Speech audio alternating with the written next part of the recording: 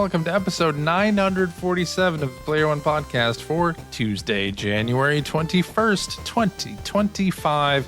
I am your host, Chris Johnston, and with me, as always, from Canada, Mr. Greg Seward. Hello. How's it going there, sir? It's going pretty well. It's been a good weekend. Yeah. Oh, good. Yeah.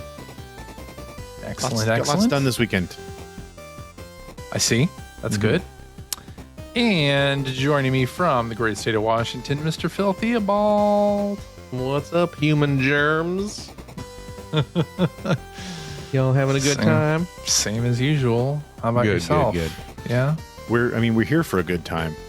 That's Not true. a long time. Yeah. Yeah. And So boy, have do a- we have one in store. Mm-hmm. Oh, Tonight. Yes, we do. All right. I don't know. I As think much as we always do. do. I think we do. I feel like we may be overselling it, but that's just me. Let's see how it goes. Yeah, let's see how it goes. Hey, I want to provide an update on Star Trek viewing. Oh, At the beginning of the top of the What? show. Let's just do This is this our at the new top thing. of the show instead of at the back. Started watching more Star Trek Strange New Worlds with my daughter, yeah. and which we had seen. We'd watched like 3 episodes Okay. previously, and it was without any context. So Wow, Greg this just was- left. Greg's No like, I'm interest out in of here. this. So I enjoyed the first 3 episodes. My daughter was kind of like lukewarm on it, whatever. Okay. So we stopped watching. And then now that we have seen Lower Decks, now there is a desire to see more Star Trek stuff. Okay. And so we watched some Next Generation, and then Yeah. we also restarted Strange New Worlds. So we watched the first 3 episodes again, and then Okay. have continued on to watch more episodes of Strange New Worlds, and it is fantastic. Yeah, It it's is a good show. really damn good. Strange New Worlds is good. It's great. So enjoying the heck out of that. There's only 2 seasons though. What's with that? Well, that's how how modern television- television works. That's how modern You get a season every works. like 3 years. and there are only 10 episodes. Yeah. Although the quality is I mean, it's good. Fantastic. It's really good. damn good. So happy about that. They are doing a 3rd season. Good. That's good to know. Bill's in our chat reminding you of that as well. Later this year. Okay. Yep. Yeah, very continue excited to about avoid that. Discovery and Picard. Okay. Those are both very not good shows. Okay. We'll avoid those. But again, as always, I recommend TNG, and I very much TNG, recommend yeah. Deep Space Nine. Which we started watching more TNG, and it was a lot easier to get into. Yes. We started watching episodes from the 2nd season. Well, there, there are.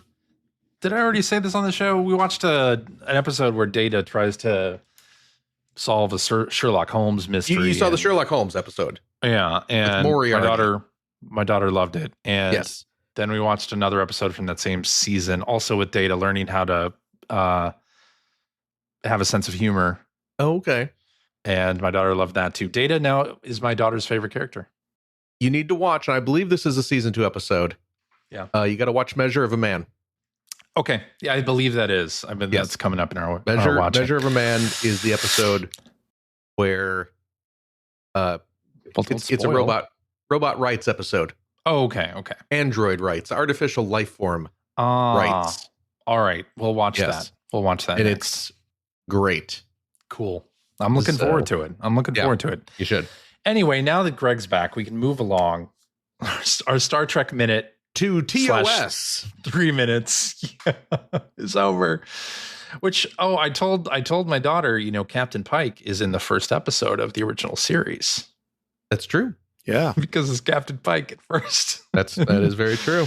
And yeah, there's a whole continuity thing there, but It's a different actor. different actor, of course. Yeah.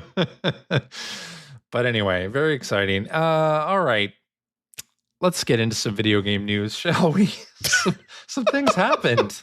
I'm sorry. I'm chuckling at Bill's comment about the follow-up to Measure of a Man, Okay. where they debate whether or not Data should be allowed into the speedrunning community. That's pretty good. Pretty good. He is allowed. The episode ends with them deciding that he is allowed, but it has to be registered as tool assisted. Just like this podcast. Anytime Phil's on. That's every time. Just Anyway. I was being nice to you, Greg. You big brute. I think it's interesting that because you weren't saying a word to me, so I think it's interesting that we connect lack of being mean as being nice. Ignoring you is being nice. It's the best I can hope for, clearly. That's true. All right, should we talk about Switch 2? Sure. Because Switch 2 at the beginning of last week, after we recorded the podcast, of course, the rumor mill hit with it's going to be announced on January 16th. And then it was. There you go. Yeah, spoiler alert. Do you guys see the trailer? Did you guys see the Sailor Moon transformation trailer? It was pretty well done. Yeah. Should we play it? Oh, I'll play it as we talk. In case I didn't see it. That showed an original Switch transforming into a Switch 2. Does this count as a React video? It does, yeah. Okay. Oh, please no. So bigger screen, that's good. I guess it's at least an 8-inch screen, which is fantastic because that's what the PlayStation Portal is, and I really like the PlayStation Portal screen. It's great. And we see the sort of new Joy-Con slots. We're seeing the new kickstand. It goes all the way back, so that's kind of cool. Big, bold, brassy, and sassy. Big, bold, brassy, and sassy. Yeah. And then we see some Joy-Cons. Yep. These are the new Joy-Con. Larger. Yep. Which is good. No more ergonomic from the looks of it, which is no more sad. Ergonomic. Which is a little sad. Seemingly. Yeah. I guess we got to wait for Hori to make something. But you have color accents. We're just getting the a little red pop of color. And blue there. Yeah, a little pop of color. And analog sticks. You think we're going to see some drift?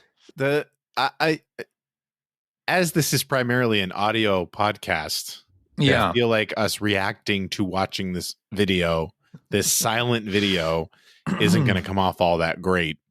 Okay. As an audio only podcast. Well, then I'll just play it, and that's just me. Well, when we do the real show, we won't do this. Yeah. This is just good that we rehearsal. Get these sort of things kind of worked out during our dry runs. But I'm we're getting to the real meat of the thing here, which is these new Joy-Con. I don't get this part. I don't get the rails thing. That click in, and then the two Joy-Con kind of wander around a desk like mice. Yeah, I don't get it. A surface like mice, or like light cycles from Tron. Yeah, they're skinny mice. And then the Joy-Con attach magnetically, just like the leaks suggested, which is nice. And there you have it. Switch 2. Feels like all the leaks were right, which is cool, but also kind of boring because it makes the reveal a little less exciting, I think. But maybe that's just me. I will say, though, I felt pretty vindicated. Yeah. Once we got to the part that they showed something on the screen. That's true. It looks very much like it's Mario Kart 9. Yes. You called it. I called it. You called it. I mean, they'd be silly not to do you called Mario you Kart called 9, Nintendo right? producing a follow-up to what is by far their best-selling game on the Switch.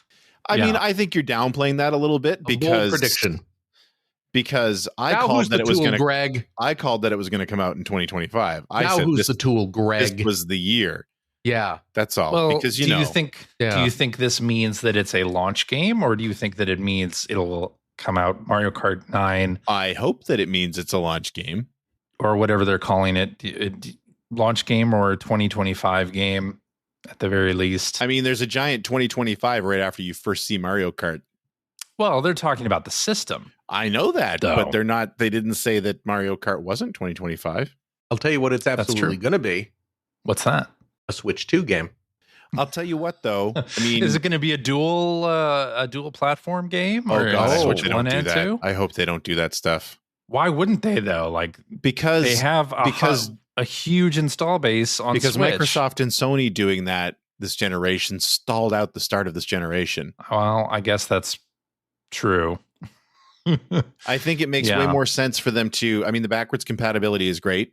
That makes perfect sense. They, especially with the amount of people who own Switches, that needs to be there. But I mean, I don't know. It feels like Nintendo is in a position and always has been in a position where they're not going to need to do that thing that Microsoft and Sony did, where they had to make everything forwards compatible. That's true. Because I mean, we're also talking about the same company that never has to drop the prices of its games ever. That's also true. So they managed to do that somehow. So, well, and if they make Mario Kart 9 also Switch 1, then they also have to support it on Switch 1, right? Beyond a certain amount of time. It's already been 8 years of Switch 1, and as we've been saying, I mean, the last, whether you liked the games or didn't like the games, the most recent year of Switch games have not been very performant. On original Switch hardware, hardware. Well, that's true. Like lots of frame rate issues, and Another detail here from the Mario Kart portion of it that may even suggest that it's going to be a Nintendo Switch 2 only game is the number of racers on the track. Yeah, so ton of racers. They showed 15 in the footage, which is an increase over the last entry's 12, and then at the starting line they have spots for 25 racers, which is also new. If I can get to that part of the footage. So I mean, either way, these little starting pips, they're 25. I'm excited. I'm excited in general because it's been 11 years. We need a new Mario Kart. 8 is awesome. I got a lot of mileage out of Mario Kart 8, but I also haven't touched it in years at this point. And you just remember that polygon chart. So, which I continue to love. It continues to crack me the hell up. Yeah. It needs to happen. So I'm really excited that it's happening. Yeah. Well, the other thing that may lend credence to Mario Kart 9 only being a Switch 2 game is whether it supports or its features are like the mouse compatibility. Oh, God. What is the big new feature of Mario Kart 9, 10, whatever they're going to call it? Does there have to be a big new feature? Yeah. What was the big new feature of 8? The anti-gravity. Yeah, I guess that's true. Okay. Racing. That was the big new feature. Yeah. Mario Kart TV. Remember that? Yeah, online play. But I mean, I don't know. That felt online play and then exporting it to YouTube. I mean, Mario Kart 7 had online play. So, well, okay. He's right. Though. You're right. And then, of course, the track that's shown, they have kind of it's like a big wide open. It's a big wide open track. But also, in the beginning here, the racers start, and then you see the track actually goes off to the left, but there's little signs up pointing for them to all turn right and go off road. So what if the possibility exists that there's kind of a make your own track, like a track editor type thing going on with the mouse controllers? Like you can edit maybe the track. What if I feel like that's a bit of a leap, but if you're going to use features of the Switch 2 that the regular Switch does not have, then that's one of them. Right. Or what if you could make your own liveries? Like design your own cart as well, and use the mouse. I can't see Nintendo allowing that. Design your own cart. Yeah, probably not. Because then you get into the whole issue of having to police what people are actually. There's gonna be a lot of wieners. Yeah, I mean, if you're making liveries and you can't share them easily, then that makes it a useless feature. But if you're going to let people share them, you have to police it, and especially if you're Nintendo. I mean, I think more so than Microsoft or Sony, just because Nintendo's reputation is such that, Yeah. You're right. You don't need a bunch of dongs racing around the Mario Kart tracks. So why not, Greg? Yeah. So, why not? You got all the Kongs. There's no room for the dongs. Exactly. There you go. Yep. There you go. So yeah, 2025 Switch 2 coming out. They clarified, of course, that it will play Nintendo Switch 2 exclusive games as well as Nintendo Switch games. So backwards compatibility. And they announced that there will be a Nintendo Direct on April 2nd, talking more about Switch 2. And they're doing a series of hands-on events in major cities around the world. And some of those have already gone live where you could buy tickets to those. Yeah, I think there's one in Toronto. It's probably the only Canadian city. Nothing. The only one my side of the country, anyway. Nothing near me, I don't think. I'm sure there'll be some in Seattle, right? They're not doing Vancouver? You should check and see if they're doing Vancouver. I should check. You guys are pretty they're close. not doing one in Seattle, which is a little surprising. A little strange. Well, I mean, can't y'all just drive down the street and knock on the front door, Nintendo? And I mean, I've tried that before. It doesn't work as well as imagine you you have. Oh, it probably worked about exactly as well as I thought it would. But yeah, but some of the features of the hardware. First of all, the mouse thing I think is cool, potentially, especially if that means we're going to get a new Mario Paint, or if Mario Paint and games like Mario and Wario could be brought to NSO. With the mouse on the Joy-Con, then you'll immediately be able to play those. That'd be fantastic. That makes a lot of sense. Yeah. Right? I like that. Up until this very moment, I didn't care about the mouse thing at all, but what you've said makes sense. But now you care. Well, now it makes more sense to me that it exists. Okay. It's also interesting that the mouse thing is on both Joy-Con and not just one of them. Not just like the right Joy-Con or whatever. Like, is there going to be a game that uses dual mouse? 2-player fly swatter in Mario Paint. Mm-hmm. 2-player fly swatter. Yeah. Some kind of Snipper Clips variant sequel. Oh, snippy clicky. That would use that.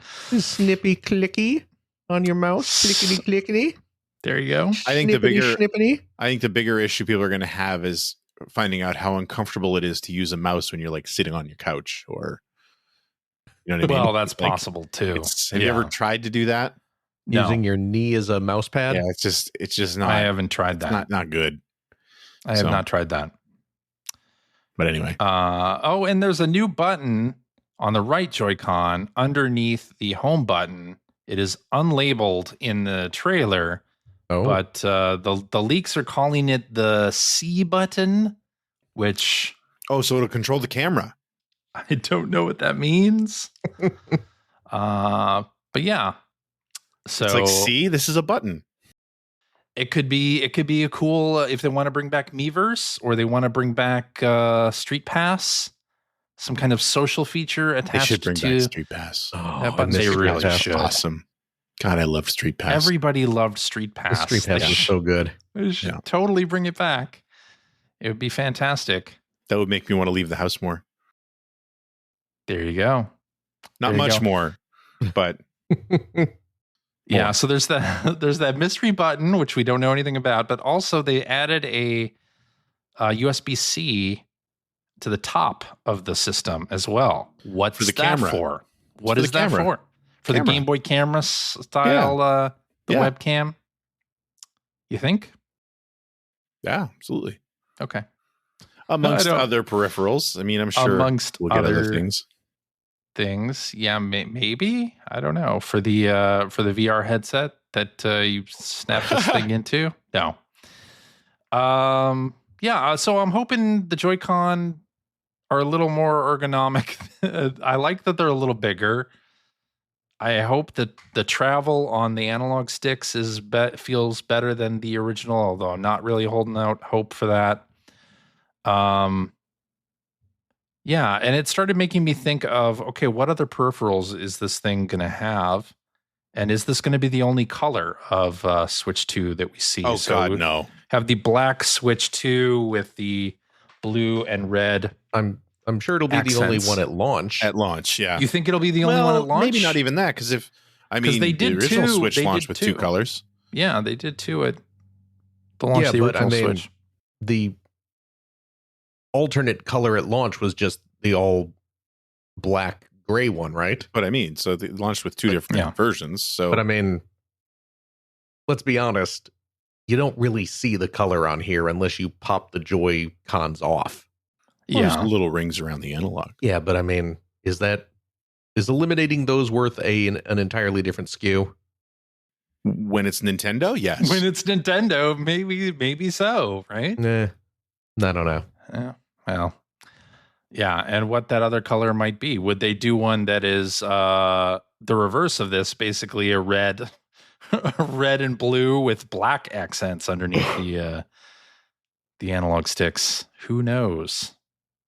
But then it also made me think of so they have mouse. They have an optical thing for the mouse functionality on each of the Joy-Con. What happens when you have a Pro controller? So they're going to make a Pro controller for Switch 2, a different one probably. I mean, I think is that going to have a mouse?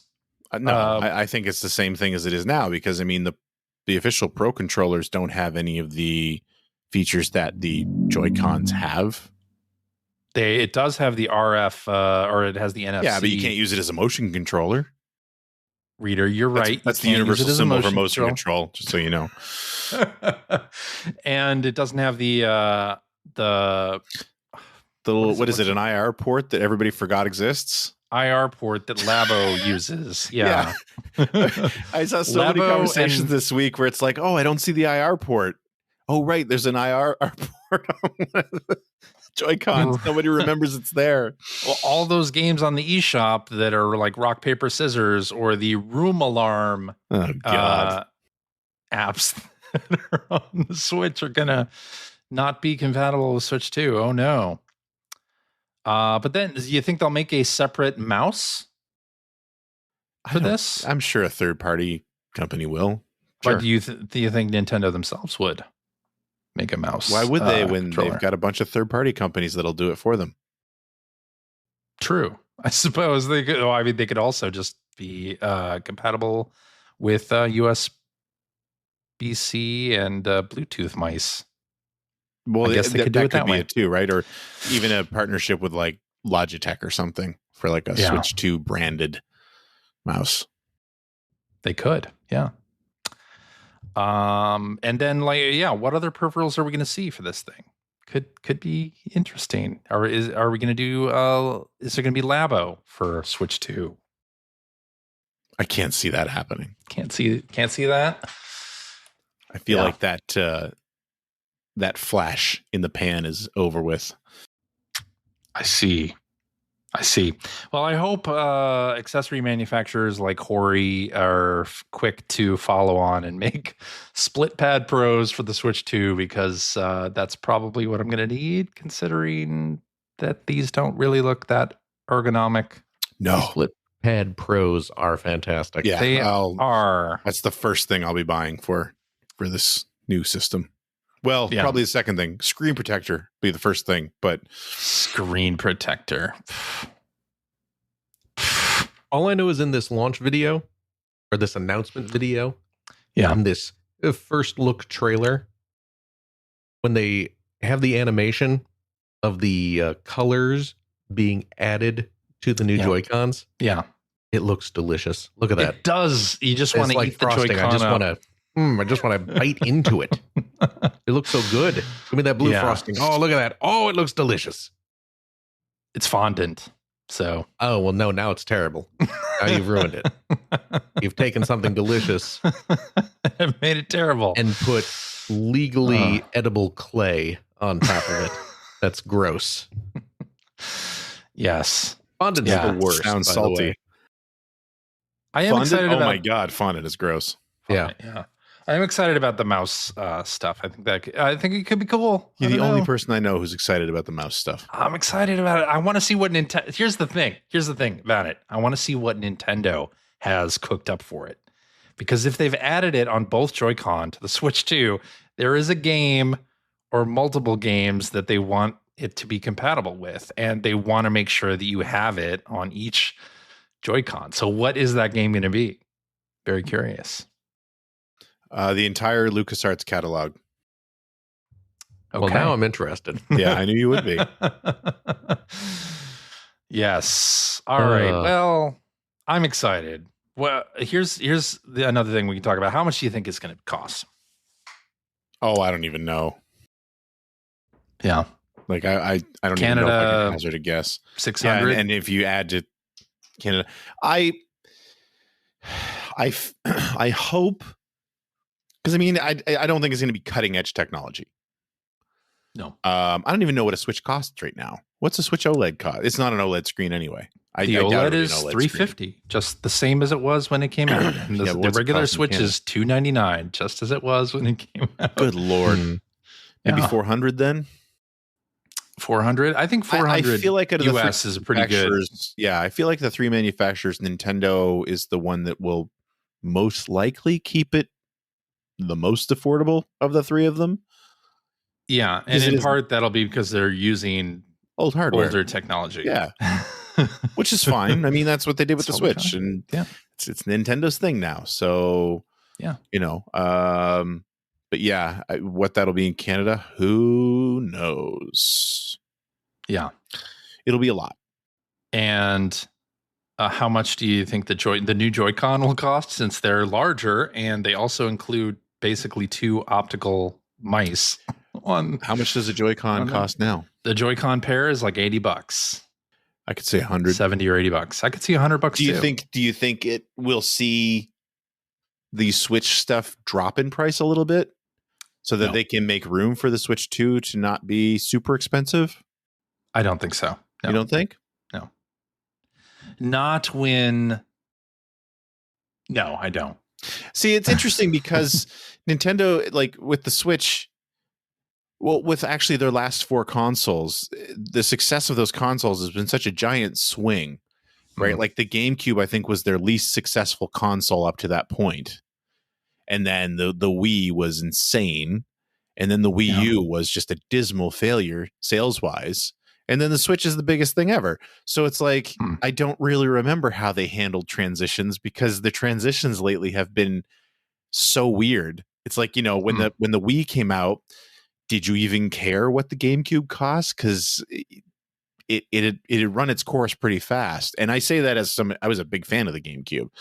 But I mean, with the Switch, I remember they were already selling the like $99 Hamburglar Switch there by the end. So I mean, it had come down in price a fair amount. Yeah. Before the Wii U came out, but I have no idea what happened with the Wii U before the Switch came out because again, it was such a dismal sales failure relative to the Switch that I don't think anyone cared what the price was of the Wii U when the Switch came out. So, well, the Wii U, they never dropped the price. Oh, there you go. They never did because no one was buying it anyway. Did a clearance? Yeah, so. They basically, they never played that game where I think a lot of people were like, "Drop the price, get people to buy it, drop the price," and Nintendo just never did that because besides which their plan was clearly to bring all the games that should have been the biggest hits on the Wii U over to the Switch anyway. So, well, I think that was kind of a happy accident. Oh, it was great. That happened. But those of us who were playing those games on the Wii U, they feel even older. Like Mario Kart 8, again, awesome game. It's been a decade since that game came That is so wild, though. Because when you think about the rule is that 10 years means game is retro after 10 years. Yeah. Mario Kart 8 is retro. Like I was thinking, like when Mario Kart 8 came out, my youngest, I think she was like 2, and she's almost a teenager. Like it's crazy. Anyway. Yeah. So Mario Kart 9 or 10, whatever. I guess if they're counting Mario Kart Tour as 9, the mobile game, then it could be 10, or they could just do like they remove the number from the game and make it a platform. Which I've been hoping they would do since 8, especially when they started doing DLC that started bringing in characters like non-Mario characters. Well, Animal Crossing, Splatoon, absolutely. I mean, you know, I've been hoping they would go the Smash Brothers route with Mario. That's still my biggest hope with Mario Kart 9. And I do that would be a really, really great new gameplay wrinkle, right? Yeah. Plus, it opens up, you know, not that Mario Kart tracks have been, well, I feel like a lot of the DLC tracks that came from the mobile game were a little bit boring. Not good, right? You know, but even when they were stuck with the Mario worlds, I mean, that's such a rich past to draw from. I never felt like the tracks were bad or monotonous or like, you know, repetitive. But when they opened it up and you started getting like an Animal Crossing track and a Zelda track, and it's like, okay, this is great. Like, this is exactly what this needed. Yeah. And so I really, really hope they do continue with that, because it was so nice to see it in Mario Kart 8. I hope they do too. Yeah. That'll be good. Yeah. Well, I guess what are our other hopes for Switch 2? You have any other thoughts? Hopes, dreams? I mean, it'd be nice to see a new 3D goals? Mario announced. Yeah. It would be nice to see what's next for Zelda. Just the standard Mario or the standard Nintendo stuff, really. Yeah. Yeah. The April 2nd for that Direct. When do you think it'll actually launch? The system? Too long. I'm thinking May or June. Really, that fast? I think so, because I mean they're doing an April Direct, and then they're immediately doing the in-person events in April and May. And if those hands-on events are anything like, well, when Switch 1 launched, they did a very similar thing, right? They had the reveal video, which was a little more selling the Switch concept because they had to at that point. Whereas this doesn't have to sell you. It can just show you the hardware and that's it. Right. And then in January, they had the big unveiling where they showed a bunch of games. And then they also did kind of a touring experience thing that was during February, I believe January, February. And then they launched it in March. Yeah, okay. That makes sense. I kind of think it's going to be that again. And there's a lot of people saying, oh, you know, why would you launch a new system in the summer? Why wouldn't you wait for holiday? No matter when this thing launches, they're going to have problems keeping supply in stock, right? I mean, the scalpers are going to be crazy. I'm already dreading pre-ordering a Switch 2. To be fair, anything I want at this point, I dread trying to buy it. Yeah. I am hoping buying anything online has turned into a race, and I hate it. It's the worst. I'm hoping that what they did with Alarmo, where you have to have an NSO account in good standing from a particular date. I almost hope that Nintendo allows people who have had an NSO account for X number of months or years, that allow them to like order it directly from Nintendo, because I will do that. I will totally do that. And that would be amazing to not have to deal with the frickin' scalpers. So yeah, I'll order one as soon as they're available. I don't even need to see any other games. Mario Kart 9. Yeah, I mean I'm the same way. I mean I'm all in. I want one. Mario Kart is enough for me too. I mean, you trust Nintendo. We're gonna get trust Nintendo, but also, you know, the Switch used to be the place where I played a lot of indie games because of the portability, and I loved that. And now I've started buying indie games elsewhere because the Switch oftentimes can't run them that well. So I want to start back buying more Switch games and multi-platform releases that aren't like graphical powerhouses or anything. I'll be more likely to buy those on Switch going forward. I do hope, and I don't think this will happen. I would love to see them crack down on all the garbage they let come out on their store. That's not going to happen. I know, but it would still be nice. That's not going to happen. They should do that. They absolutely should. They won't. I don't think they can, because who's going to say what is? I mean, they can. They can. Then they should. They should say what is trash. But this is one of those things that is plaguing not only Nintendo but PSN as well. I don't know if you've been on PSN. I mean, PSN has this great thing now where they sort of algorithmically figure out what demos you might be interested in. Unfortunately, all of them are like the shitty one button platformers in my recommended. That speaks to a larger tab. issue on all three storefronts that we've talked about at length already, but discoverability on all the storefronts absolutely sucks. Navigation. I would say the Switch has the best navigation, but it's so overrun with garbage that it's hard to find anything. Well, the best navigation, as long as it's not struggling to load everything. If everything loaded fast, it would be fine. The fact that it takes so long to load, makes it terrible. Hopefully they'll fix that with Switch 2. One would hope. Who knows? Anyway, I'm very excited. I think they should launch it in the summer. Don't wait for holiday, because holiday will be its own rush of you get the non-early adopters at that time. Let the early adopters have the summer. Plus there's like Father's Day and graduation in June. Like, get it out of the way for that. Like, there are, holidays and events you can launch a game system for during the summer. Anyway, that's what I want to say about that. I'm excited. We finally know what the Switch is, and yes, it's exactly what we thought it was going to be, a larger, better Switch. I'm fine with that. A lot of people saying that the announcement was boring or whatever. I mean, welcome to freaking cell phone announcements. Well, that's just it. Like, what are you expecting? My thing is that there was the excitement is there that the new one's finally coming, but like, it's not, because we pretty much knew everything about it before we even saw this video. Yeah. There's nothing to just go like, oh my God, I wasn't expecting that. You know what I mean? That'll be in April. I hope so.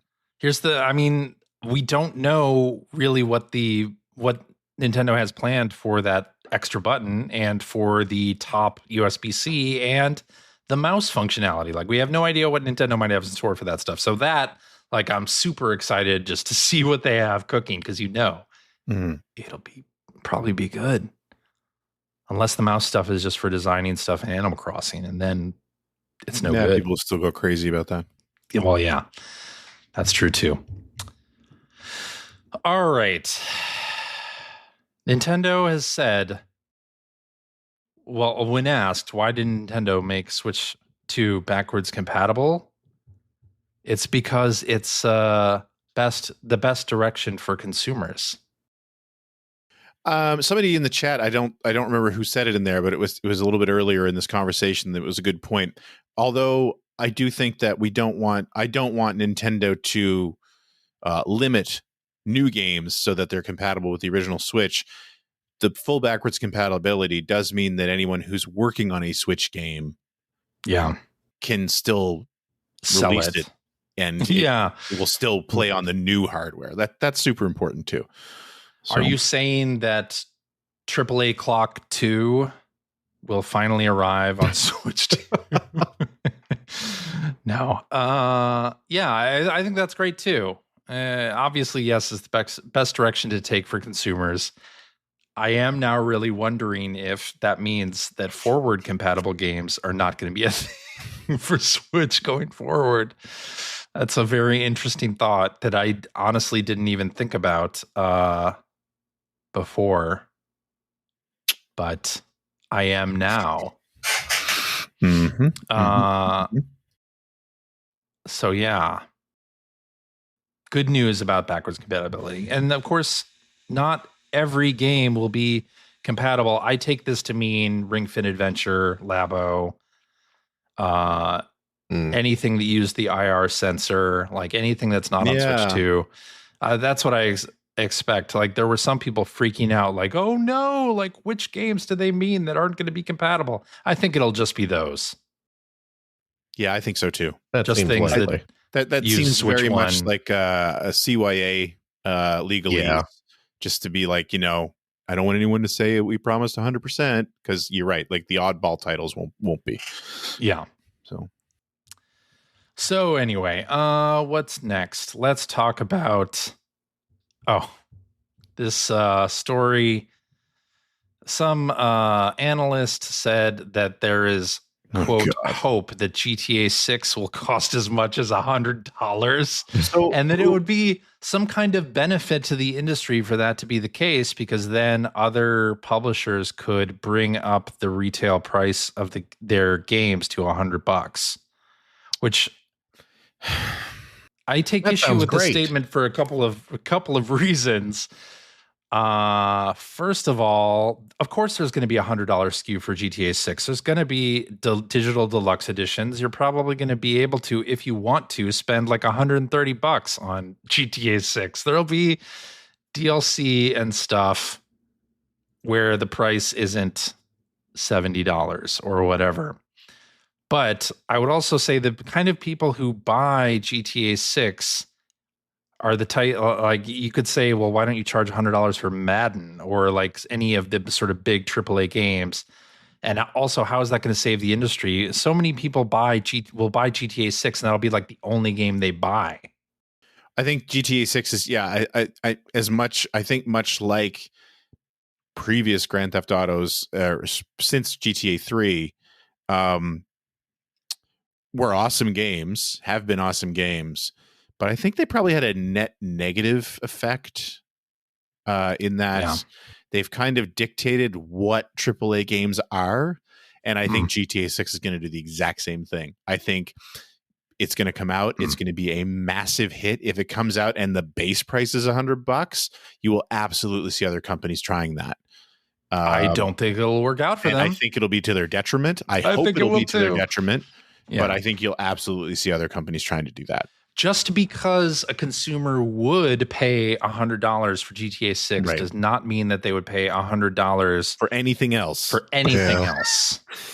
Yes. And to suggest that that would be the case is ridiculous. I think you'll get a backlash. I mean, I could be wrong about this because I live in a country where, after tax, games have been over $100 for a while now. Yeah. But it really feels like that's a threshold that people will have an issue with. And again, I could be naive. I could be wrong about that. But I don't know, man. Like that's kind of a magic number. And well, we're also in a situation where so many people can't even afford to buy groceries right now. Like, your entertainment's that much more expensive. Transition from $60 games to $70 games with the new consoles, you could say that was also to the detriment of those consoles' growth. Yeah, I would say so. But again, that's just my gut feeling. I don't have any proof of that, but yeah. And I know for me personally, I mean, since games have gotten to the point that they're like $100 or more here, I buy as someone who used to buy a lot of games every year. I mean, I used to buy way too many, to be honest. That I needed to pare back on that anyway. But now, I mean, and I have the same conversation with my buddy Jim, who used to buy a ton of games. Both of us buy very few new games anymore. And actually, he calls out multiple times, like where Nintendo never drops their price. That's the whole reason he doesn't have a Switch. Because he right now he's gotten to the point where he most of the time, unless it's like a big game that he's really, really invested in playing on day one, he's waiting on almost everything for a price drop. And like, you don't see those on the Switch. That's true. So he doesn't Not play from Switch. Nintendo. He doesn't play Nintendo games. Like, he wants to. Yeah. That's also why Nintendo's games keep selling. Right. What is it now? Mario Kart 8 Deluxe is at like 65 million units sold. That's crazy. Oh, yeah. I mean, insane. It's been on sale for 11 years. So, well, yeah. Oh, no, not Deluxe, but anyway. Not Deluxe. And it didn't sell that well in the initial incarnation. Well, right? It couldn't. It's really, yeah. All right. So in other news, Sega has trademarked or renewed the trademark for Ecco the Dolphin. Interesting. Leading to some speculation that there will be a new Ecco game. Of course, they've done 3D Ecco the Dolphin games, right? Mm-hmm. John Dreamcast. Was there? Yep. Were there two? You reviewed one of them. I did. Yeah, so I did. Were there two of them, or was there just one? It was just the one. But then I think it was re-released on GameCube or PlayStation 2. But yes, Defender of the Future was the 3D Ecco game, right? Which was gorgeous for the time. Way too hard, but was it ever pretty? It was very pretty. Yeah. I enjoyed it too. Yeah. Would I want to play a 3D or a 2D side-scrolling Ecco? I think a 2D Ecco would be awesome. Yeah. No, it doesn't need to be 3D, high budget, anything like that. I'd be happy to revisit that world at all. It's interesting though, because I think Ed Annunziata, who was the producer at Sega on the Ecco games, but he was really it was his idea, right? I mean, he was technically, I think, the producer, but I think he pitched even the idea of it. And I don't think he was involved in Defender of the Future. I could be wrong, but I think it was to its detriment. So I doubt he would be involved in any new Ecco game either. But it's a cool sci-fi story behind those games. Absolutely. Like it comes at you sort of disguised as this just like very benign, you play as a dolphin, but it's actually like this sci-fi epic where you play as a dolphin. So yeah. I would love to play another one. I think it'd be great to see it revived. Me too. Yeah, I'm down with that. And of course, there's some kind of Microsoft Developer Direct happening later this month, and someone teased that there will be a legendary Japanese IP shown off. And for some reason, people have the idea that Ecco is that game. Ecco's not a Japanese IP. So why would that be?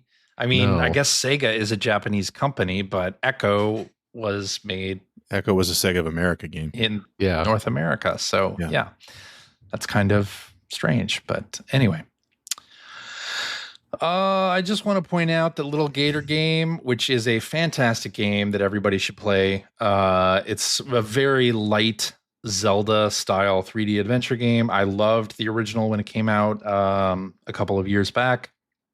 They're doing a DLC for it, which is called In the Dark, and you go underground, kind of like I guess in Zelda Tears of the Kingdom, you go to the depths. So I guess they're kind of playing off that maybe a little bit. So there's going to be a DLC for Lil Gator Game, which is a game everyone should play, and it's on like every platform. And it's a fantastic game. If you love Zelda games, play Lil Gator Game, and then check out In the Dark. I know I'm going to. So I'm sure you are. Throw that out there. I mean, you really like the game, so I did. I loved it. To throw it out there as well, Lunar Remastered Collection launching April 18th. Hooray. You guys are excited, right? And it's coming out both physical and digital. So there is going to be... It's big that they're doing physical. Yeah. Yeah. Available only from Amazon. Yeah, at least it's not limited run. You have to order it off of Amazon. So yeah, very excited about it. Yeah. Yeah, Amazon tends to get me my games in less than, 18 months. So I don't know what you're talking about. All right. I think that's it for the news, unless there was anything you guys wanted to. Well, we've been talking about it for almost an hour now. So yeah, really. It should be it. I know. All right. Well, then let's get into what you've been playing. Greg, why don't you go first? Sure. So I'm still playing A Quiet Place. Mm-hmm. I know I'm close to the end of this game, but I'm in a section right now where I'm just like, I'm so stuck. There's this, it's in a relatively small area, and one of the creatures is wandering around, and like, it's actually a little bit frustrating because it's so clear that its pattern is triggered off my movement. In that, like, So it's in a pumping station, and I think I'm right at the end of it because I need to turn off like these 2 valves to find a way out. And the thing that makes it really difficult is that there's a lot of water around, and when you're walking through water, you make more noise. So there's basically 2 rooms connected by a tiny hallway, and there's a feature in the game where, and I don't know if it's on all difficulty levels, but on the difficulty level I'm playing on, if you hold like the R1 button, your character goes into like focus mode, everything goes black and white, and you can see a red silhouette of wherever the closest creature is. Mm-hmm. So I'm in this one room, and I moved over to another room to close the first valve, and the thing followed me into this room. That's fine. But so to get back, there were 2 exits in the room, but closing this one valve actually blocked off one of the exits. So I had to get back into this deep water and make my way past this creature, where it was like this flooded room, but then there was a stairway and a catwalk, and there were bricks all over the place. And you can throw bricks to create noise, and that draws them away, right? And so that's fine. So I did that because I needed to draw them away. I drew him up onto the catwalk so that I could go up the stairs and through this short hallway back into this other room where the other valve is. And what is CJ doing? Are you reading email on the main? No, this is footage from your game. This is footage from your game. Oh, it was. I look like you're supposedly been playing. Anyway, am I reading email? Because the person was reading one of the notes in the game, but it looked like you were reading a text document. Anyway, so I did that a couple of times, and the creature caught up to me really fast. I was like, well, that feels weird because I had lured it to the other side of the room, and it doesn't go quickly unless it hears something, usually. So anyway, the second time that I managed to get up the stairs, I backed up. You're always moving pretty slowly because you don't want to make a lot of noise. I backed up the stairs and I held the R1 button to see what was happening. And as soon as I got to the top of the stairs, it stopped being distracted by the noise I had made, and it turned around and it ran to the stairway. So it was like, okay, so I'm a little bit bummed by that. I mean, I know that's been happening all game, but it's just been hidden a little bit better than, because they like to spawn the creatures into areas. You get into an area that's going to be challenging, and suddenly there's a creature that'll like jump in from somewhere and it's roaming around, and that's fine. But it was kind of, it broke the immersion a little bit. But I will say this, through this pumping station section, it's been interesting because my character doesn't have her flashlight anymore. So you're using flares, which unfortunately make noise when you light them. Is the character, we're watching this footage of someone playing the game. Is this person taking a pregnancy test? She's pregnant. Yes. Yep. It's a big part of the storyline. Oh, okay. And not much of a spoiler. You learn about that in like the first 10 minutes of the game. Okay. But yeah. Well, congratulations. Right. In this economy, I don't think so. But anyway, I have been enjoying it because, as I mentioned last week, it feels like every new area they're kind of introducing or enhancing the play mechanics. And like in this pumping station, it's very loud in general, right? Because the water is still running. But there's been a lot of areas I've gotten into where like water mains burst or something like that, but they create a lot of noise. So it's kind of, the idea is that anything that you have to do, or if you have to move quickly, like you want to time it with when the ambient noise is much louder, right? So anyway, really still enjoying it, but I am stuck in this little room section. I was getting pretty frustrated with it today. I turned it off in disgust today. So, but I'm so far in. I want to keep going. But yeah, I just haven't quite figured out this room. I managed to get into this second room that I needed to, and like the valve that I need to close in this room is missing its handle. It's like standard video game thing. You need to find the handle and then attach it and turn the valve. And the handle is up on this catwalk. So the creature was up there. So I had lured it down and crept up the stairs behind it as it was going the other way. And just as I got to the landing, it jumped right up to where I was. And I don't think it was because it knew I was there. It's just that it had gone back into its sort of sentry pattern in that room. And that was just the moment it was supposed to jump up, and it landed right on me and killed me. So anyway, but yeah, really enjoying it still. Cool. The other thing that I actually, Namava is asking in the chat, if you play A Quiet Place with the Kinect connected, does it listen to make sure you're silent? Obviously, there's no Kinect on the PlayStation 5.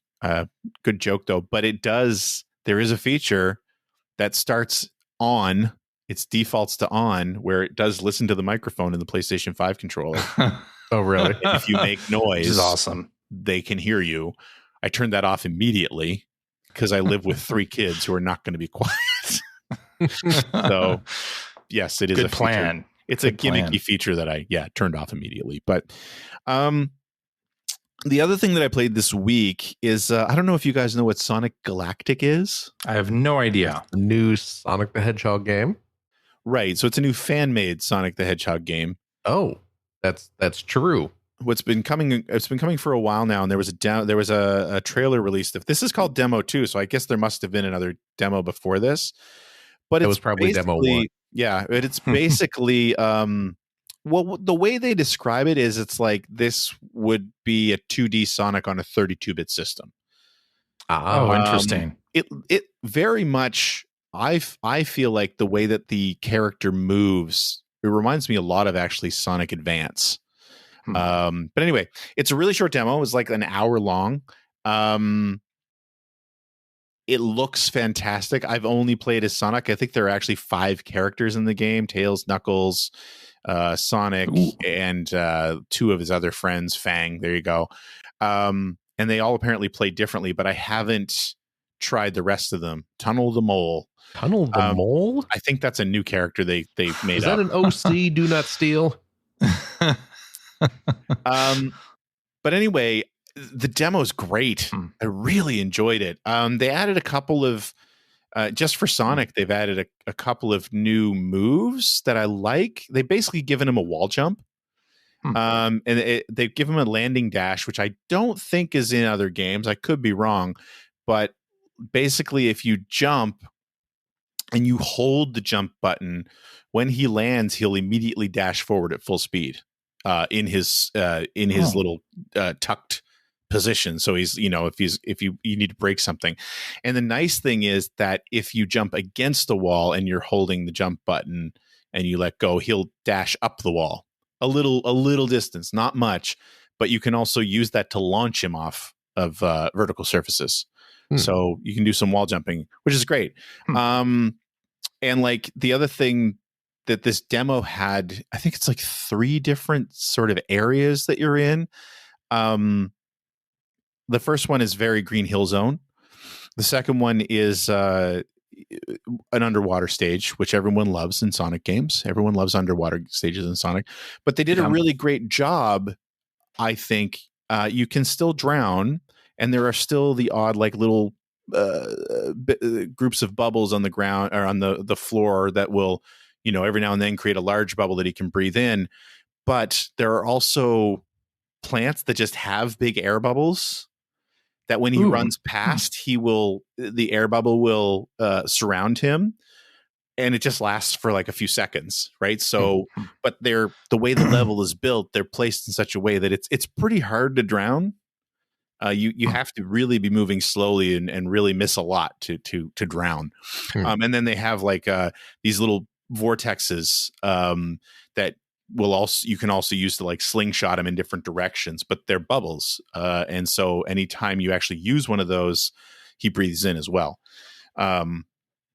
So that's really cool. It's got a couple of different kinds of bonus stages. So it like Sonic 2 and I think 3, when you hit like a mid-stage lamppost, if you have enough, I think it's enough rings, a little star halo will appear. And if you jump into it, you go to a bonus stage. These ones are 3D. I wasn't very good at any of them, where you're being chased around in this little 3D area. And if this thing, you know what, I never found out what happens if the thing touches you, because I fell off the area so quickly every time that the bonus stage was just over. And then the other bonus stage is kind of it's a play off the running into the tunnel from like Sonic 2, but it's a big wide open area. But you are just running forward to gather enough rings so that you can hit a thing at the end and get, I don't think it's a Chaos Emerald, but something along those lines. And then the final stage is in a city. And for me, the final stage, what really struck me was the music. It really feels like an homage to Sonic CD, but both the Japanese OST and the Spencer Nielsen American one as well. Like it feels like a mashup kind of those two sounds, and it really works. Really works well. And the final boss, you're in a stadium and there are a ton, and it's not just Sonic characters, but there are just tons of like mostly Sega characters, but I think there's some Mega Man in there as well. And like Sparkster is in the audience as well. And like there's just it's very fan servicey. The bosses are great. It's really awesome. I really enjoyed it. It's like an hour long. I just loved it from start to finish. And I think the whole idea here is that, and I don't know this, but I feel like it's kind of that thing where the hope is that Sega likes this and maybe gets these people to create like a sort of like Sonic Mania style new 2D Sonic game.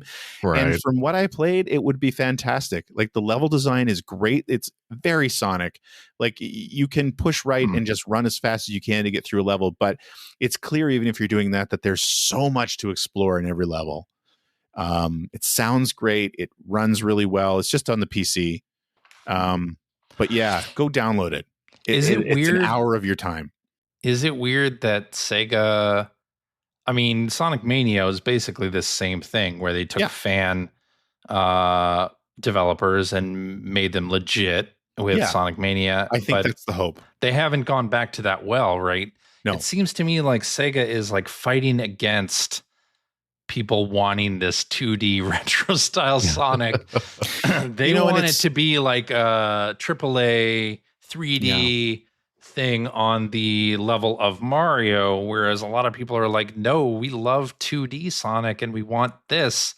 I've always been of the opinion that Sonic as a character and the mechanics of the character have always worked better in 2D. And I know that just makes me sound like an old man. But I mean, Sonic has never translated well to 3D the way that Mario did. I think you're right. Just hasn't. Yeah, right? I'm right there with you. Yeah, they've been varying degrees of success, and there have been some good 3D Sonic games, but there've been a lot of bad ones.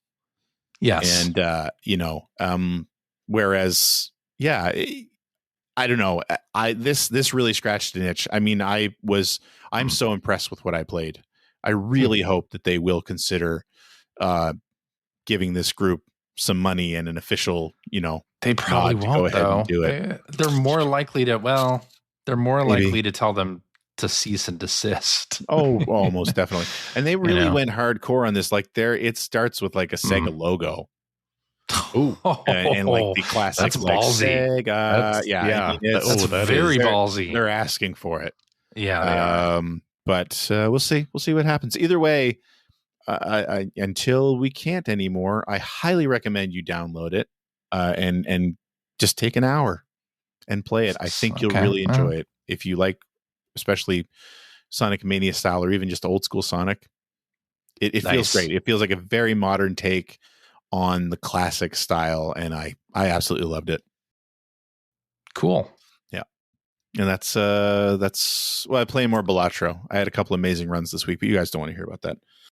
No, we do not. Wow. Boy, oh boy. No. Greg, CJ does not speak for me. Phil, you were thinking it. Come on. Want to hear all about your Balatro runs. Go ahead, Greg. No, I don't want to talk about it. I'm done.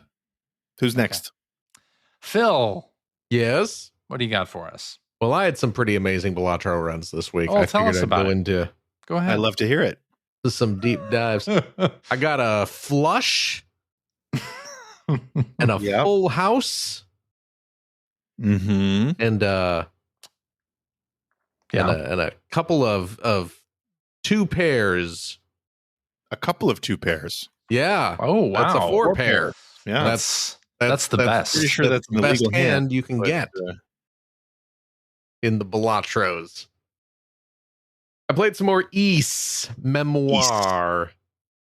The Oath in Felghana, which continues to be a wonderful, wonderful game. I absolutely adore it. It is definitely one of, if not the best Ys game. And, it does, as I described last week, this is a game with an odd lineage, being remakes of remakes of remakes kind of thing. And, it really does look old, like a 20-year-old PC game. Yeah. Despite being remastered and remade so many times, it really does still look very primitive. But you know what?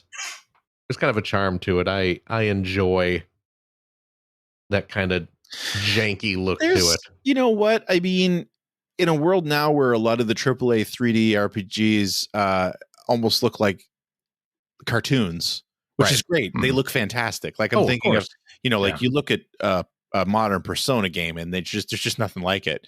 Right. I'm with you. I kind of like this. Like it feels like it's the next budget level down kind of thing. And it's just, you're right. Charming is a great way to describe it. It's like it's very clearly sort of 10 to 20-year-old cheaper PC game. Absolutely. But it works. There's an aesthetic appeal to it that I think would have been lost if it if it had like the AAA coat of paint on it. Exactly. Yeah. I don't know. I like it. And it still plays magnificently. So what a great game. What else did I play this week? Oh, I played the Dynasty Warriors Origins demo. Is it a one-on-one fighter? Yes. As the origin of that series. Well, you know what? I mean, isn't the origin of that series demo really Romance of the Three Kingdoms? Or is it Nobunaga's Ambition? Yeah, Nobunaga's Ambition. No, Nobunga. Yeah, you're Nobunga. Pronounced Nobunga. So I was going. This game is out now. I have not picked up the full version yet, but I will be soon. Yeah. But I was always going to get this game because it's a Dynasty Warriors game, and I enjoy this series.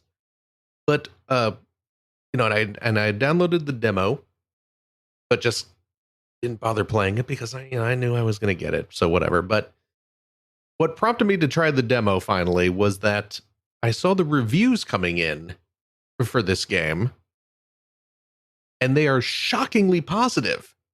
Yeah. Because this is not a series that scores well. No. With Western generally critics. No. Yeah. Either love it or you hate it kind of thing. Yeah.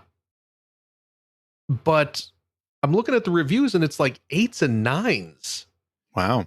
Like kind of across the board, which took me by a great surprise.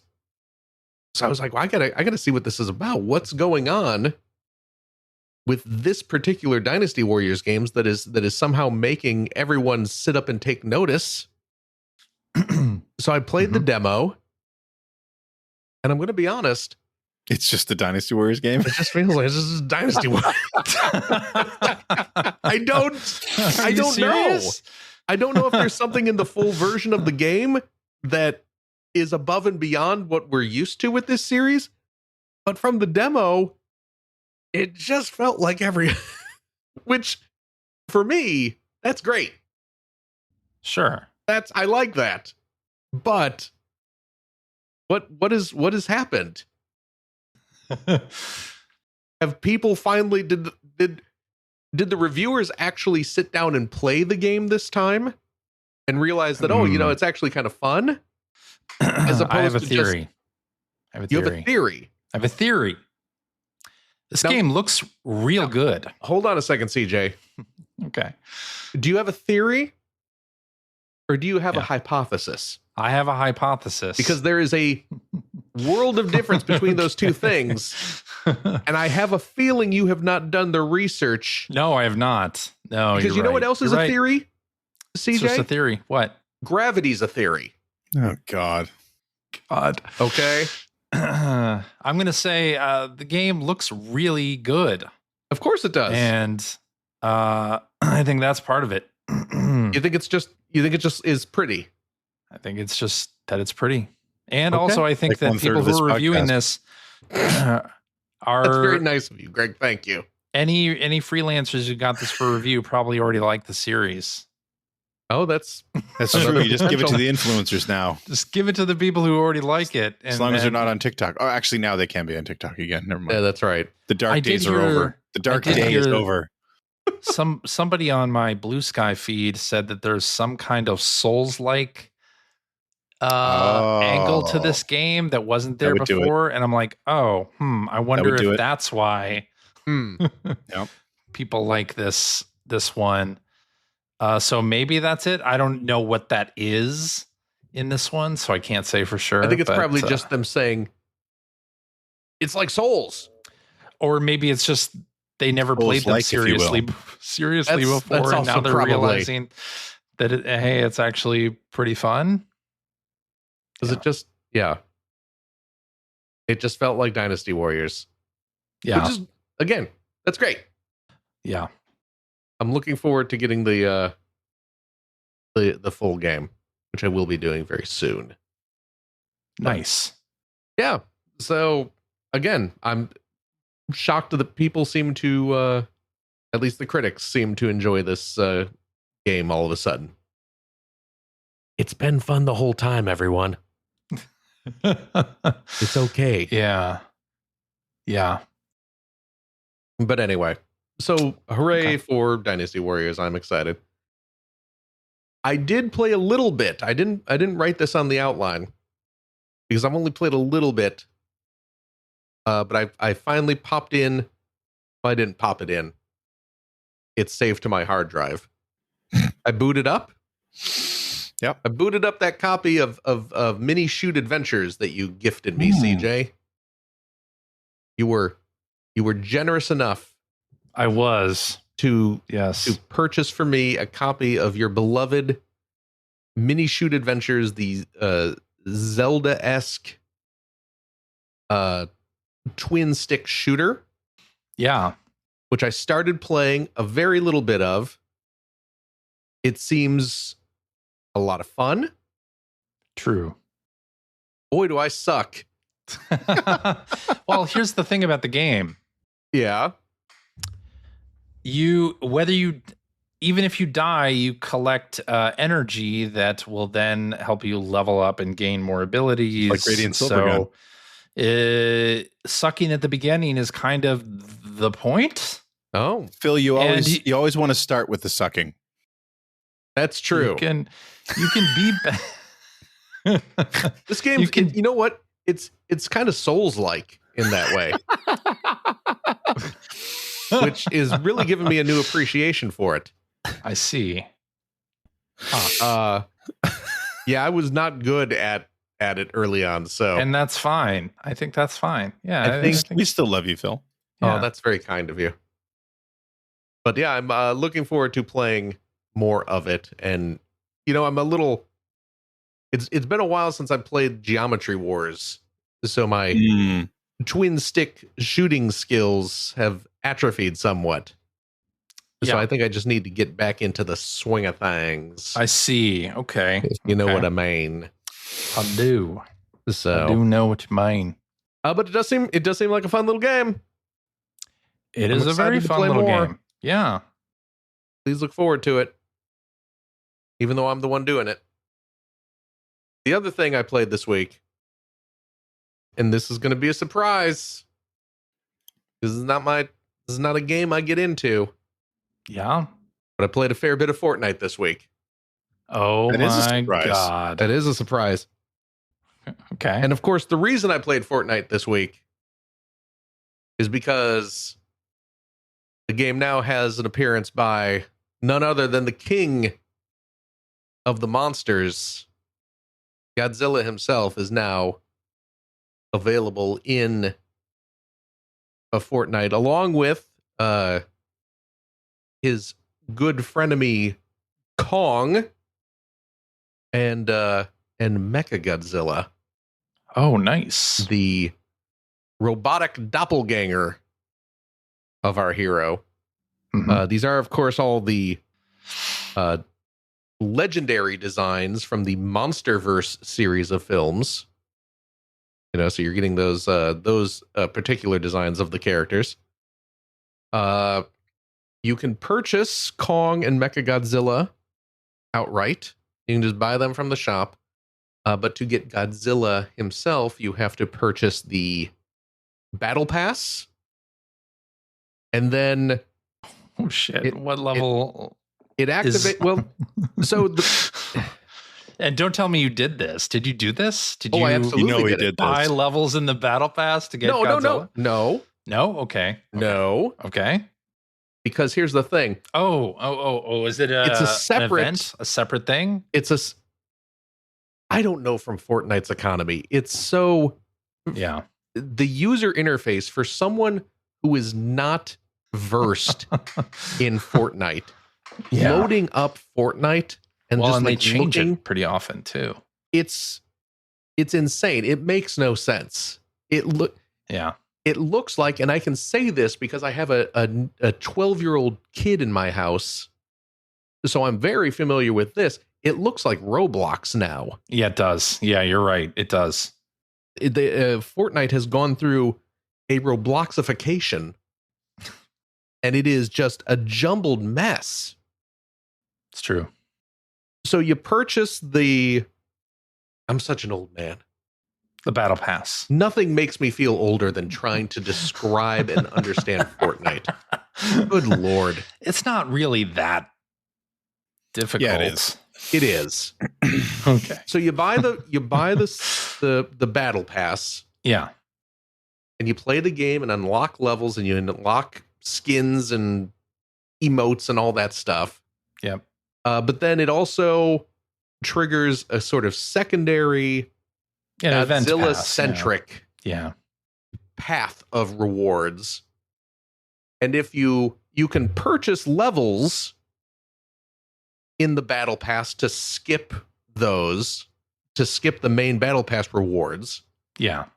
Well, not skip them, but earn them faster. Yep. But that does not affect the secondary Godzilla-centric Battle Pass. That's right. Which Ask they did. me how I know. Because you had to actually play the game in order to unlock the Godzilla skin. And did you do that? Because when I did buy levels... Oh, it didn't... Oh, no! Phil, no! Phil, no! Well, I'm out, what, $10 or something? Oh, well, at least you didn't buy the whole thing. That's my stupidity tax that I paid this week. Okay. That's fine. I got some humanoid cats and like ninja girls that I can play as now. But I did have to sit down and I did have to play some Fortnite. Yeah. Which I did. It's fun. Now let me ask you this. Okay. Did you play zero build mode? Or did you just play bog standard? I played standard battle royale. No, don't do that to yourself. Play zero build. Dad. Then you don't have to worry about. You only have to worry about shooting. You don't have to worry about people building forts around you and not being able to see them kill you. So, well, what they were doing was building forts around themselves to protect themselves from my shooting. Well, there's that too. Yeah, that's what was happening. Yeah. So to get God, I hate the build mode in Fortnite. Yeah, zero build, so much better. So much better. You got to get 12 levels to unlock Godzilla. Okay, and then you unlock, and then you earn another 12 levels. That's 24 total. For you math fans out there. And that gets you a secondary Godzilla skin. Yeah, because the first one he's got the kind of pink spines. From the new Godzilla Kong movie, and then the 24 level one, he's got the blue spines. And I got both. I got all the way up there. Earned them all. All right. Did you enjoy your time? Fortnite is a good game. It is a good game. I'm not gonna sit here and pretend that Fortnite sucks, because of course it doesn't. All I do in Fortnite is I run around looting items, exploring the map, and that's fun. I don't give a crap whether I win or not, because I'm usually not going to win. No, it's a very fun game. It's just, it's I get bored with games like that relatively quickly. I will play a handful of rounds and then be kind of like, well, I've seen what I need to see. I've gotten what I needed to get out of this. Sure. Now I'm done. Yeah. Will I open it up later in a couple weeks and play a couple rounds? Yeah, probably. Will you really? Yeah, probably. Okay. All right. I mean, it's a fun game. It's just not game. Something I feel the need to play on a regular basis. Yeah. I understand that. I earned my Godzilla skin. I got to use it somewhere. Next to the RoboCop. Thing. Make no mistake. I earned Godzilla as RoboCop. Well, of course. So I would expect nothing less. I had RoboCop armed with Megatron's Energon mace, going around smashing stuff. Okay. I mean, I wasn't really. I was using guns, but yeah, I did. And they have a whole Godzilla. They have a Godzilla gimmick now, which I actually got to do. It's cool. As you're playing on the map, every now and again a little portal opens up, and if you make it to the portal before anyone else does, you become Godzilla. Oh, nice. Yeah, you become a gigantic, towering monster, and you stomp through the world map, and you can breathe fire and blow stuff up. You can stomp your foot to create like a big shockwave that kills anyone near you. And I just got very lucky, and the portal opened very near to where I was, so I got to stomp around and be Godzilla. And that's fantastic. And it's apparently it's, I don't know, you got like a 25% chance of the portal even appearing in the round that you're on, and then of course you have to be lucky enough to get to it. So yeah. Oh, that's great. Okay. So I got a chance to be Godzilla in Fortnite and kill a bunch of people. So that was fun. Fantastic. Yes. And I got my Godzilla skin. So bully for me. That's awesome. Oh, and one of the, when you're doing the little Godzilla battle pass, you're getting the skins, but you're getting like little other emotes stuff and too. Stuff like that. Sure. One of the things you get a new glider, and the glider is Mothra. Oh, that's great. Which is wonderful. So there you go. They do a really good job with that stuff. When I jump out of the bus, I glide in on Mothra, which is fantastic. So nice. There you go. So now I'm like super into Fortnite. Please look forward to a weekly Fortnite update. We'll talk about all the hot new items in the store. Yeah. Anyway, there's that. I haven't played Fortnite in a while. I should go back and check it out. Go get Godzilla. I should. That's one of those that I would want. I will say, I was able to get those 24 levels relatively quickly. Yeah, they don't make that stuff too difficult usually. Yeah. So cool. That's it. That's what I've been playing. Alrighty. I guess that means it's time for me to say what I've been playing. Wait, no, not that. Tweet. What CJ's been playing? I have been playing a little game called Fear the Spotlight. Oh. I don't know if you remember this announcement when Blumhouse Games, I think it was last year at the Game Awards, or 2 years ago at the Game Awards, they announced their game label, and one of the games there was Fear the Spotlight, and this is a PlayStation 1 looking sort of that era. Right. It's channeling that era of game, the big chunky polygonal graphics and sort of very blurry textures, and it's a horror game, an indie horror game, and in it you play as Vivian, who, along with her, I'm sorry, no. Is that right? Yeah, you play as Vivian, and along with her friend Amy, you're going to do this seance in the school library. And teenage girls, right? You're teenage girls, yeah. And high school, I guess. And you are going to do this seance using a Ouija board in the school library. And of course, the school has also had a history. It burned down in the 90s, and a bunch of students were killed. And so there's like a creepy sort of atmosphere going around with the school. And you basically start the seance, and then all hell sort of breaks loose. And it's literally exactly. It's a horror game that's using this PS1 aesthetic to create a lot of tension, and it's got some really cool sort of graphic adventure style puzzles where you're collecting items and then combining them with other things, or placing them in the right place, or collecting tools that you can use to like undo wires, or like chain link things that are like caskets that are locked up with chains and things. So you like get these wire cutters and bolt cutters, and you're able to get past all that stuff. So, but it's because it's using this PS1 graphic style, it's incredibly creepy. They have like already you kind of can't see exactly what's happening. Oftentimes you have a flashlight that you can turn on, but there's a lot of things that'll happen as you're rounding a corner. You'll see somebody run away, or there are a lot of little like jump scare things. And the big thing with Fear the Spotlight is one of the major enemies is basically like a big old spotlight for a head. Dude, that spotlight for a head is getting after you.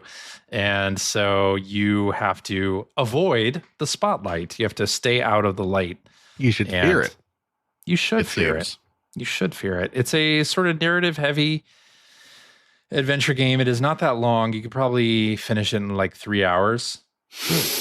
But it is a lot of fun, and there were some unexpected twists in here as well. And picked it up on PlayStation. It has a half-hour trial on PS Plus, which is good. And I thought this would be a game that maybe my daughter would like to play together, like because it's a sort of horror game, narrative-driven, and female protagonists. So I thought, let's give it a try. So I tried the game trial, and as soon as the half hour was over, we were both like, we got to play more of this. Because it was very, very creepy atmosphere, very fun. The voice acting's good. And apparently developed by only 2 people, like a team of 2 developers. Which 2? Somebody, it's former folks from like Naughty Dog. Oh. Who have worked on this. So yeah, Amy very Henning? Cool. No. Oh. I'm sorry, no. But yeah, really interesting. It kind of has a Benjamin Rivers vibe to it too. Oh. So yeah, really, really enjoyed it. And it's $10 right now on PlayStation. So that was even more of a reason to get, it's very reasonable, because it was $10 instead of 20. So, but yeah, for a short game, there's not a lot. There's basically no fluff in this game. It's all killer, no filler, and has some surprises at the end. You think you're at the end, and you're not. It was all a dream. It was all a dream. No, it was not. But I love the sort of Net Eurose or like PS1 style graphics of the whole thing. It looks great, and you can adjust to that stuff too. So if you're not into the constant like polygon aliasing on everything and the sort of camera movement that goes along with those sort of old style games, you can adjust that and remove that so that it's not grainy, that the textures aren't as blocky. So all can be adjusted, but I really enjoyed it. Fear the Spotlight. It's available on pretty much everything, but we played it on PlayStation 5. Nice.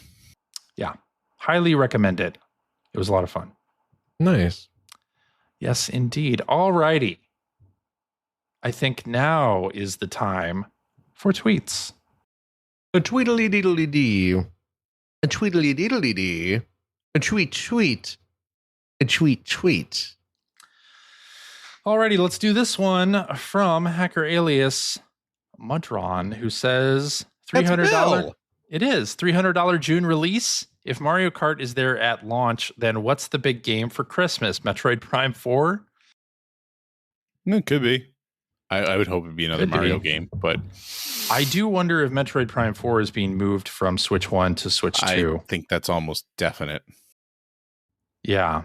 Didn't Amazon cancel a bunch of Metroid pre-orders? Yep. I had heard they did. They did, yeah. But then also, wasn't there some issue with people who wanted the physical version of Donkey Kong Country Returns HD recently, where like Nintendo was delaying, or Amazon deliveries were delayed, or some kind of thing? I don't know. I don't buy physical games anymore, so I don't know. I got a physical copy of Donkey Kong. Did you really? Oh, okay. Yeah. Okay. What do you think? I'm lying? I think you're lying. Gotcha. I think they'll do Mario as the big game for Christmas. Yeah. Actually, if Mario Kart is the launch game, then yeah, I think it'll be 3D Mario for holiday. I could see that being the case. Hopefully we get a new Luigi's Mansion 3 announced. Not you mean Luigi's Mansion 4? Luigi's Mansion, yeah. That would be fantastic. I would be all down with that. And then Mudron also follows up. Also, any theories about what the Mario Kart gimmick will be? A gas station with weird new power-up makes me imagine some kind of open world racing, not bound to just doing laps on a racetrack. But how would that work? I have no idea. Mario Kart Paradise. I don't know. Would Nintendo do an open world? I don't know. Version of Mario Kart? I don't see them doing that. I don't see that happening for Mario Kart. It could, but probably not. All right. Let's do this one from Hacker Alias Docky, who says the closure of TikTok in the US reminded me how ephemeral. This is already out of date. It's already out of date. Yeah. And also, God, I'm sick of hearing about TikTok.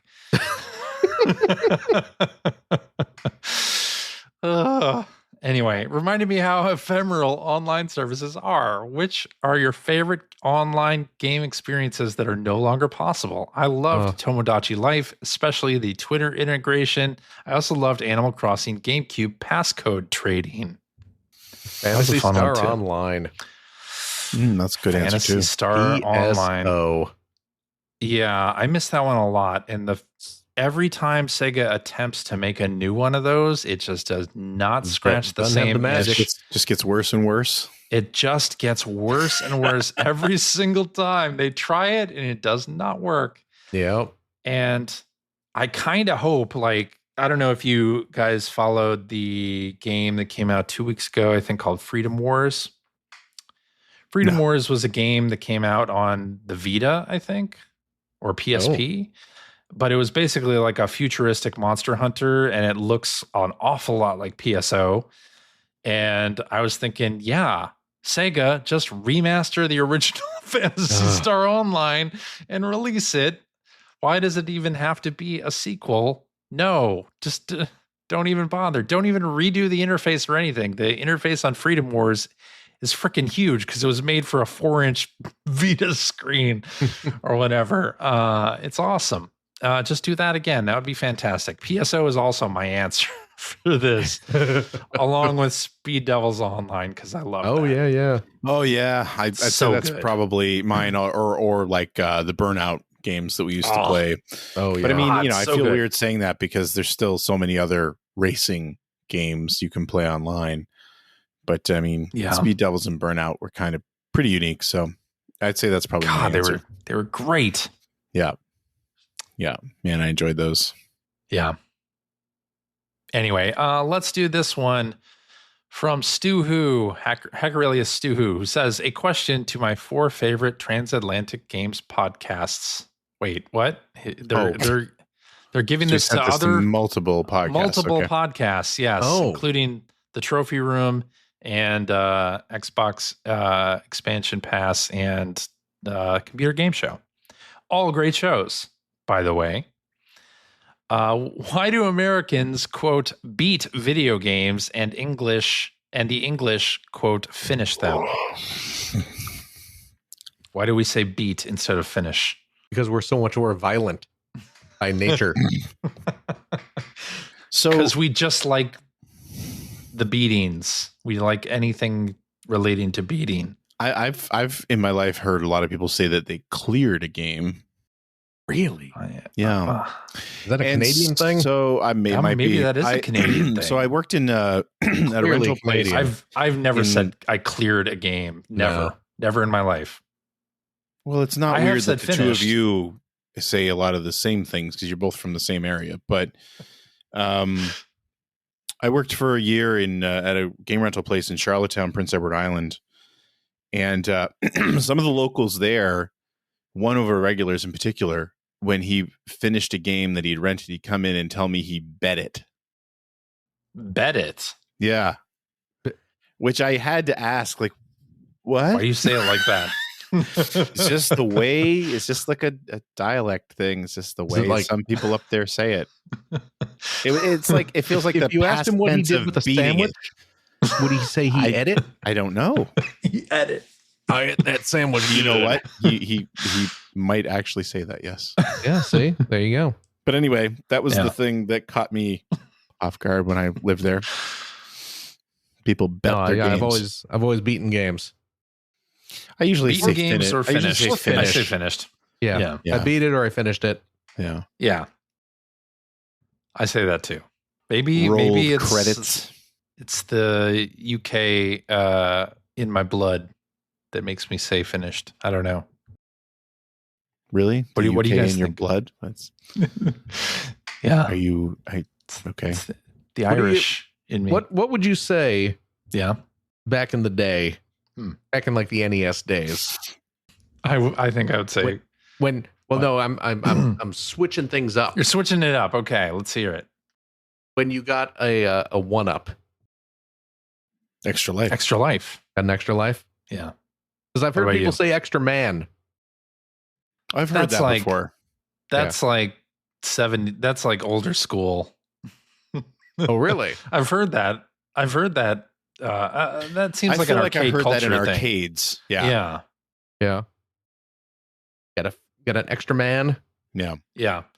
I didn't use the term soda until I moved. Nope. It was always pop. I never ever, I'd heard the word on like TV, but I never heard anyone use it in real life until I went to my first E3. What, soda? Yeah. Oh, really? Yeah. I used soda pretty constantly back in Illinois, but that was just to be obnoxious. No, it was always pop. I believe that. Like when I would go, because you know your boy enjoys a Sprite pop right now. Yeah, you are. You're drinking. So is that a cherry Coke? Yes, it is. Look at that. A full sugar cherry Coke? Yeah, I can't stand Coke Zero. Oh, okay. I don't drink a lot of soda anymore anyway, but I've been off soda for almost a month now. Nice. Look at you. That'd be how you lost that weight, probably. Part of it, probably. But I'm a Sprite drinker. I would get Sprite when I would go out to a restaurant. Clear soda beverage. Well, that's just it. And I'd be constantly asking for Sprite, and then I'd get was Sierra Mist okay? And I don't care. So I would just start referring to it as whatever clear soda beverage you have. Yeah. And then they would say Sprite, and I would say absolutely. So it was just to be obnoxious, but then when I moved to California, suddenly that worked in my benefit because I was already used to calling pop soda. Exactly. So when my first E3 was in Atlanta in 98, and we drove down from my buddy Jim and I drove down from Halifax, and we stopped in Long Island to pick up one of my editors at Gaming Age, Jim Cordera, and his girlfriend at the time, wife now. And Anyway, so we drove from Long Island down to Atlanta, and when we stopped, we were so hungry. It's like, let's order some food. Let's order a pizza. Okay, let's order a pizza. And Jim called to order Jim from Long Island called to order the pizza, and he ordered a large pie and 2 sodas. And Halifax Jim and I were just bewildered. What did you just order? Like, I hadn't heard anyone use the word soda in real life, and I'd never ever heard anyone refer to a pizza as a pie. Right. Yeah. It was, yeah. Anyway, it's funny. That seems like a New York thing. Oh, that's it's definitely like in Georgia. In Atlanta, I don't think you would. I mean, if you call a pizza place, they probably know what you're talking about. Well, yeah, they did, clearly, because he didn't have to repeat himself. But anyway, it was just, it's just one of those things, right? Where it's like, never heard those words used unironically.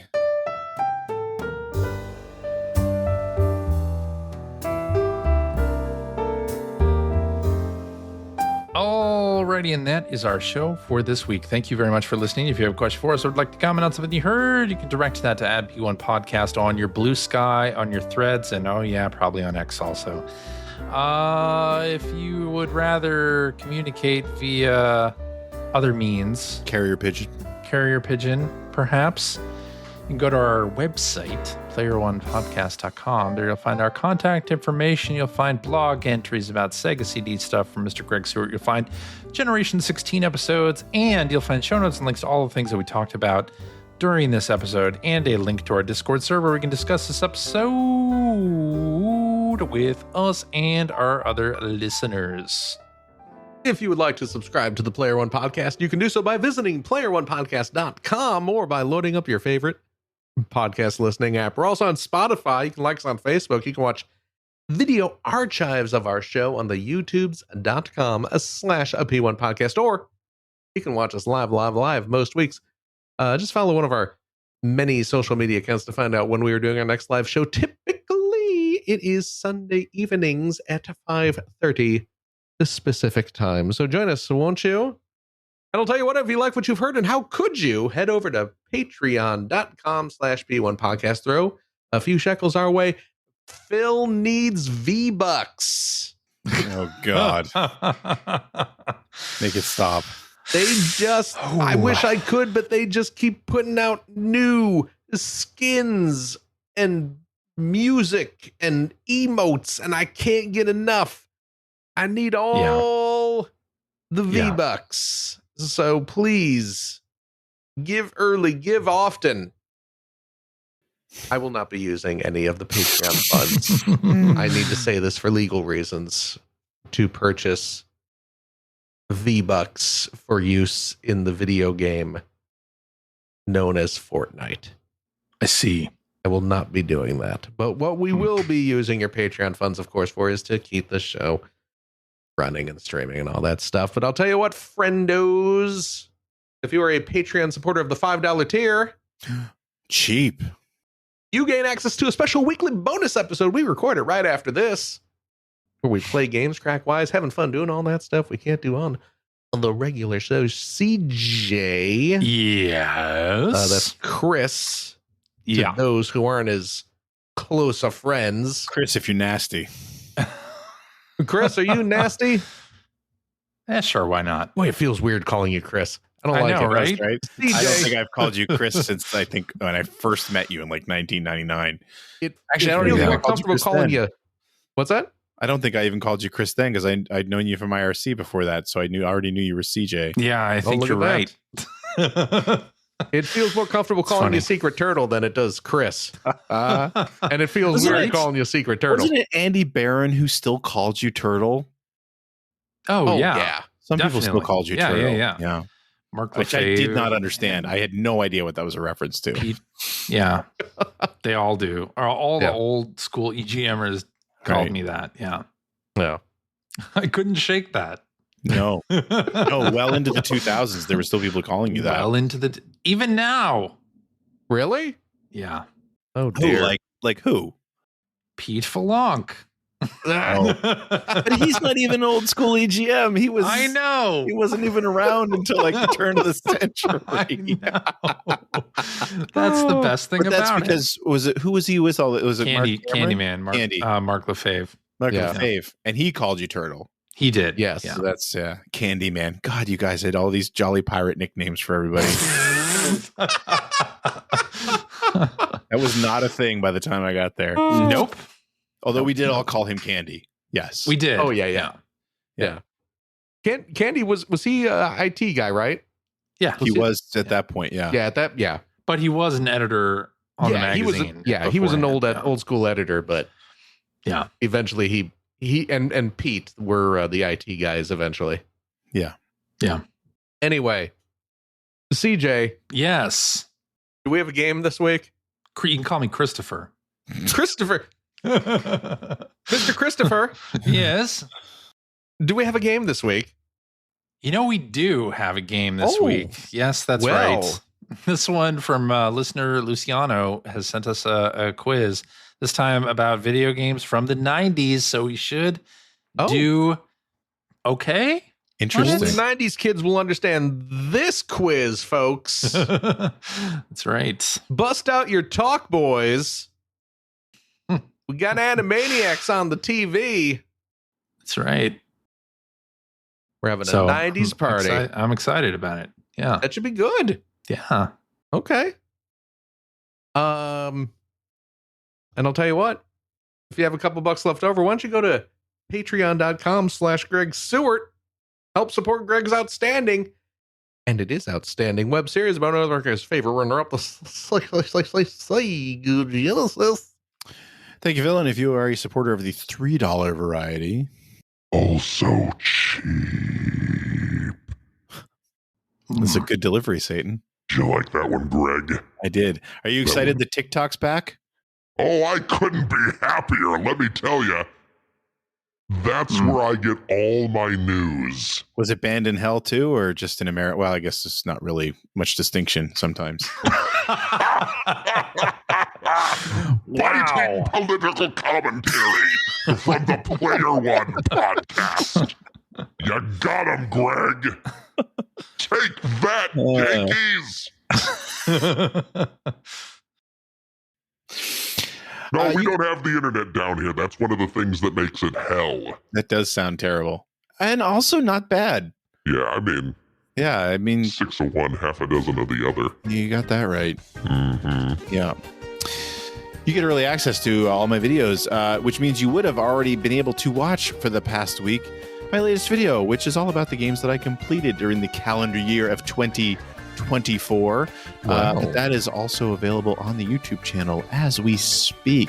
Oh, nice. My goodness. So please go over and watch that. I do have a couple new patrons over the past week, so thank you so much, those of you who have joined up. Really appreciate that. The money does go to help buy equipment for the videos. So yeah, please consider supporting the show, and thank you so much. Well, that's wonderful, Greg. Is that it? I think that's it. CJ. Christopher. Yes. So thank you very much. Thank you, Philip. Oh, absolutely. This is weird. Again, calling you Christopher. Yeah, that's a little weird. Doesn't feel right.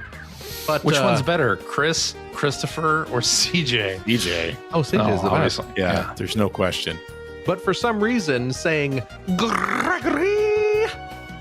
That's exactly how my father used to say it. Perfectly normal. Now, you are technically Gregory, Greg? Yeah.